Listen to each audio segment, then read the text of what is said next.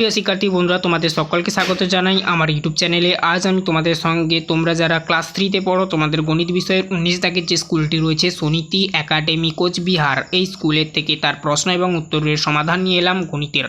দেখো, একের দাগে বলা রয়েছে ফাঁকা কোপে সঠিক সংখ্যা বসাও।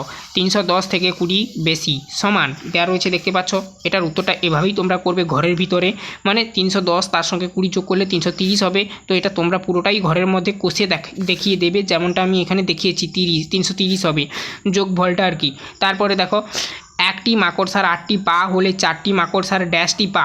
এখানে এই প্রশ্নটার উত্তর লিখবে 8 গুণিতক 4 সমান 32টি পা হবে। বাইরে টি পা লেখা রয়েছে, এখানে এইটা তোমরা ঘরের মধ্যে শুধু লিখবে 8 গুণিতক 4 সমান 32। পুরোটাই ঘরের ভিতরে এরকম লিখবে। প্রশ্নপত্রে যদি এরকম আসে এভাবে লিখবে। 5 টাকা সমান ড্যাশ পয়সা, 5 টাকা সমান 500 পয়সা।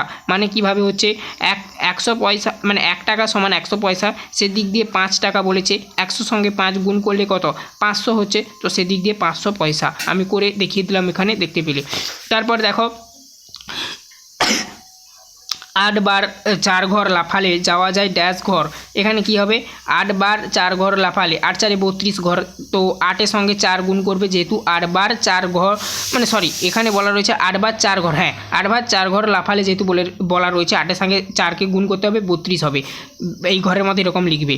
98 থেকে 10 কম সমান, এখানে লিখবে 98 মাইনাস 10, মানে বিয়োগ দিতে হবে, এটাকে মাইনাস আমি ইংলিশে বলছি আর বাংলায় বিয়োগ চিহ্ন বলা হয়। 98 থেকে 10 বাদ দিলে 88, ঠিক আছে। এরকমই ঘরের মধ্যে তোমরা দেখিয়ে দেবে। 2-এর দাগে কি বলা রয়েছে দেখো, সঠিক উত্তরটি নিচে দাগ দাও, ঠিক আছে। মানে তলায় কি কর দাগে কি বলা রয়েছে, 7টা 4-এর যোগফল 30, 28, 38। এখানে 7টা 4-এর যোগফল, ঠিক আছে। 7টা 4-এর যোগফল কি হবে বলো তো?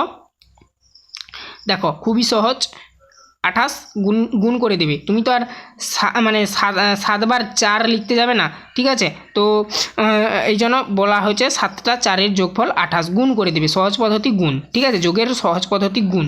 তারপরে দেখো কি বলা রয়েছে, তাহলে 28 হবে ভাগশেষ ভাজকের চেয়ে ছোট বড়। এখানে উত্তরটা হবে কি ছোট হবে। তারপরে দেখো, ত্রিভুজ, এই চিত্রটিতে আয়তাকার, ত্রিভুজাকার, বর্গাকার চিত্র। এটা তো আমি উত্তরটা বলেই দিয়েছি অলরেডি। এই চিত্রটি দেওয়া রয়েছে, আমি প্রথমে ত্রিভুজ বলেছিলাম, তো এটা ত্রিভুজের চিত্র, ঠিক আছে। হবে সেদিক দিয়ে উত্তর। 2 সপ্তাহ 14 দিন, 18 দিনে 16 দিনে। 2 সপ্তাহ কত দিনে? 14 দিনে। তোমরা জানো 1 সপ্তাহ সমান 7 দিন। দেখো 1 সপ্তাহ সমান 7 দিন, এখানে আমি দেখিয়েছি 1 সপ্তাহ সমান 7 দিন, 7-এর সঙ্গে 2 মানে গুণ করলে, মানে যেহেতু 2 বলেছে, 2 সপ্তাহ মানে 2, তো 14 দিন, তো 14 দিন হবে।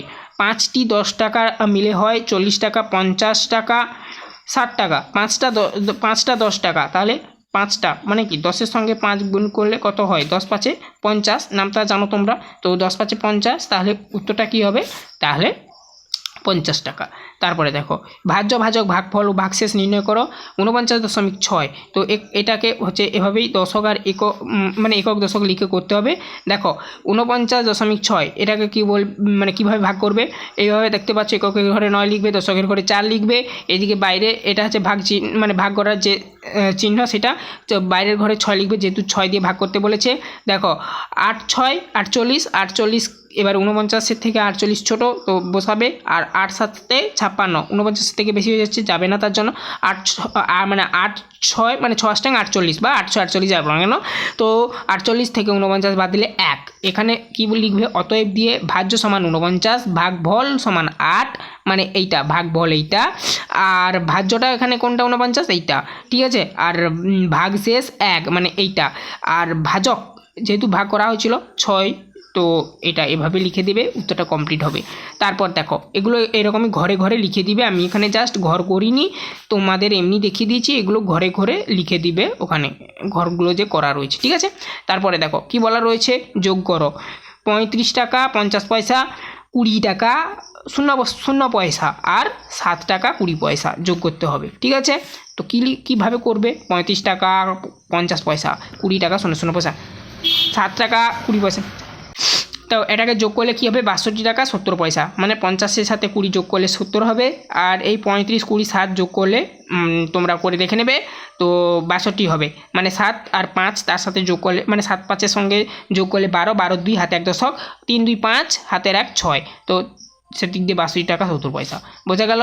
তারপরে দেখো নেক্সট 5 থেকে কী বলা রয়েছে দেখবো এবারে আমরা পরবর্তী পেজে। 5 থেকে বলা রয়েছে সমস্যাগুলি সমাধান করো।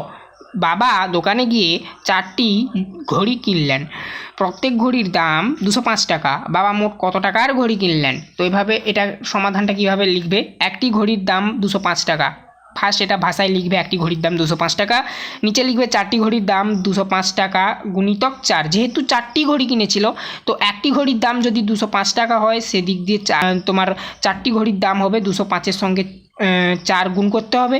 তো এদিকে দেখো এই গুণটা দেখানো রয়েছে, 205 গুণিতক 4 অর্থাৎ 820 টাকা হবে। বা মোট 820 টাকার ঘড়ি কিনলেন।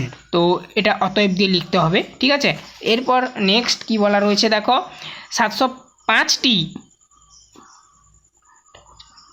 পেয়ারা 7টি বস্তায় সমান সংখ্যায় রাখলে প্রত্যেক বস্তায় কতগুলি পেয়ারা রাখা হলো, বস্তার বাইরে কতগুলি রইল, মানে পড়ে থাকে। তো এটা এভাবে লিখবে, 7টি বস্তায় আছে মোট 705টি পেয়ারা, একটি বস্তায় আছে, এগুলো কমা কমা দিয়ে দিয়েছি, তোমরা পূর্ণ বাক্যে লিখবে, ঠিক আছে। মোট 705 ভাজিতক 7, ঠিক আছে, টি পেয়ারা লিখে ভাগ করবে 705কে 7 দিয়ে।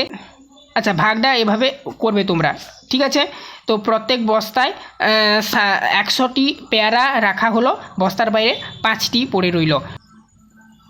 দেখো 7 একে 7, সাথে সাথে মিলে গেছে তো 0, তো এখানে 0 বসিয়ে মানে এই যে 7 মিলে গেছে 0, তো এরপরে 0টা বসাবো।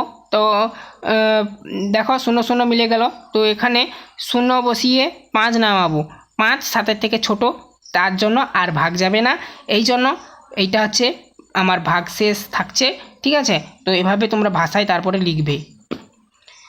আজ এই অবধি তোমাদের আমি 19 দাগের যে স্কুলটা ছিল সেটা কমপ্লিট করে দিলাম। এরপর আমরা 18 দাগেরটা করেছি, ঠিক আছে। তো প্লেলিস্টের মধ্যে সমস্ত পেয়ে যাবে। চ্যানেলে নতুন থাকলে চ্যানেলটাকে সাবস্ক্রাইব করে নেবে।